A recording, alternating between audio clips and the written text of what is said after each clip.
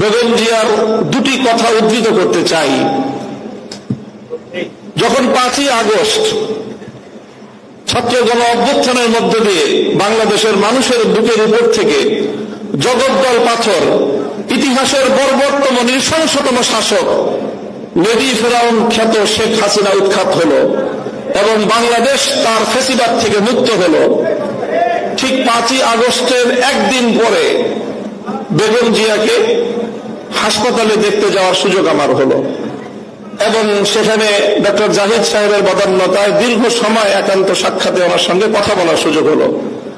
চিন্তা করেন, যে মহিলা অশীতিপর বয়সে জীবন মৃত্যুর সন্ধিক্ষণে দাঁড়িয়ে যার দ্বারা এমনভাবে নিগৃহীত হয়েছেন, অপমানিত হয়েছেন, নিজের প্রিয় বাস্তবিকতাকে ছাড়তে হয়েছে এবং জীবন মৃত্যুর মাঝামাঝি দাঁড়িয়ে বছরের পর বছর কারাগারে তাকে নিক্ষিপ্ত থেকে মৃত্যুর প্রহর গুনতে হয়েছে, যার উপর অত্যাচার এবং নির্যাতনের কোন সীমা ছিল না, সেই বেগম জিয়া যখন জানতে পারে তার সামনে তো ঘটছিল বাংলাদেশের এই পরিবর্তন, পট পরিবর্তন, শেখ হাসিনার এই পতন, স্বাভাবিকভাবেই তখন তো তার সঙ্গে কথা বললে প্রতিক্রিয়ার মধ্যে শেখ হাসিনার কিছু পর্যালোচনা, শেখ হাসিনার শাসনামলের কিছু জুলুম নির্যাতনের কিছু বিবরণ, তার ক্ষোভ, তার দুঃখ, মর্মবেদনার কিছু গল্প উঠে আসার কথা।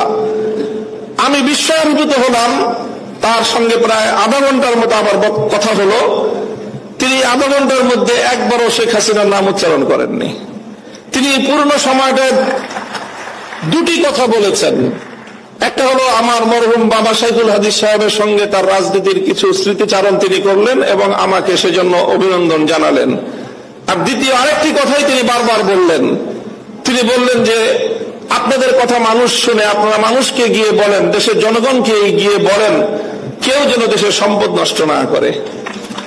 এই সম্পদটা আমাদের, গণভবন, প্রধানমন্ত্রীর কার্যালয় সহ এই রাষ্ট্র আমাদের। মানুষকে শুধু একটা কথা বলেন, যেন কেউ এই রাষ্ট্রের কোন সম্পদ নষ্ট না করে। আমি অভিভূত হলাম যে এই পরিস্থিতিতে একজন মানুষ, তার কিন্তু নিজের অতীত জীবনের দুঃখ কষ্ট নিয়ে কোনো ইতিহাস তার মনে নেই, তার শুধু মনে দেশপ্রেম, মানুষের ভালোবাসা, দেশের সম্পদের ভালোবাসা, দেশটা যেন এগিয়ে যেতে পারে। আমি মনে করি যারা জাতীয়তাবাদী রাজনীতি করেন, জাতীয়তাবাদী দলের, আপনাদের সকলের আপনাদের নেত্রী থেকে এই দেশপ্রেমের শিক্ষা গ্রহণ করা উচিত এবং সেভাবেই দেশকে ভালোবেসে দেশকে গঠন করার জন্য আত্মনিয়োগ করা উচিত। এবং আমি ওনার ব্যক্তিগত জীবন এবং তার অর্থনৈতিক স্বাবলম্বিতা সম্পর্কে যে তথ্য আমরা জানি, সেটা আসলেই বিস্মিত হওয়ার মতো যে 3 বার বাংলাদেশের রাষ্ট্রপ্রধান, প্রধানমন্ত্রী থাকা পরেও তার অর্থনৈতিক যে সক্ষমতা, তার যে সাধারণ মাত্রা, সেটা বিস্মিত হওয়ার মতোই।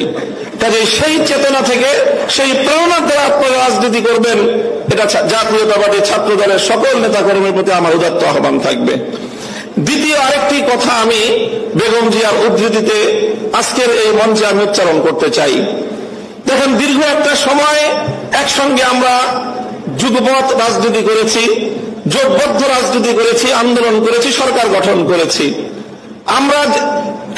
আমি একটি ঐতিহ্যবাহী রাজনৈতিক, ধর্মীয় রাজনৈতিক পরিবারের সন্তান।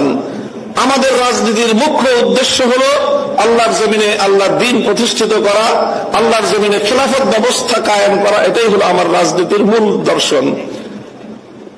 তবে আপনারা যে রাজনীতি করেন, সেই রাজনীতির সাথে আমাদের রাজনীতির কিছুটা পার্থক্য আছে।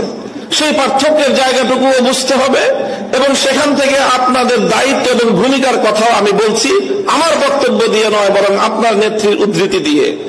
বেগম জিয়া আমাদেরকে বলেছেন অনেক সময় যে দেখেন হুজুর, আমরা ইসলাম প্রতিষ্ঠার রাজনীতি আমরা করি না, তবে আমাদের পরিষ্কার অবস্থান হলো এই যে আপনারা যদি ইসলাম প্রতিষ্ঠা করবার জন্য দেশে রাজনৈতিকভাবে সামনে অগ্রসর হয়ে যেতে পারেন, আমাদের বিএনপির পক্ষ থেকে সহযোগিতা পাবেন, বিরোধিতা পাবেন না।